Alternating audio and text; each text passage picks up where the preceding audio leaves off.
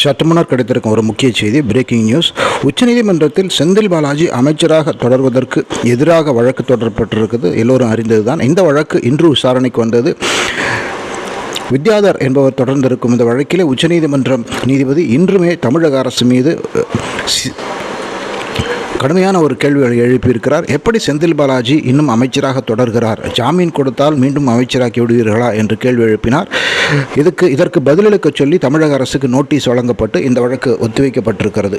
ஏற்கனவே ஒரு மாதத்திற்கு முன்னால் இந்த வழக்கு விசாரணைக்கு வந்த பொழுது அன்றும் கூட நீதியரசர் செந்தில் பாலாஜி அமைச்சரானது குறித்து நீதிமன்றத்தினுடைய வேதனையை தெரிவித்திருந்தார். ஜாமீன் கொடுத்தால் உடனே அமைச்சராகி விடுவீர்களா என்ற ரீதியிலே தமிழக அரசை பார்த்து கேள்வி கேட்டிருக்கிறார். தமிழக அரசு முதலமைச்சர் மு.க.ஸ்டாலின் அதை எப்படி கையாள்கிறார்கள் என்று பார்க்க வேண்டும்.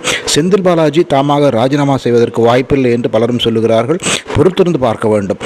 ஜாமீன் ரத்தாகுமா என்று தெரியவில்லை.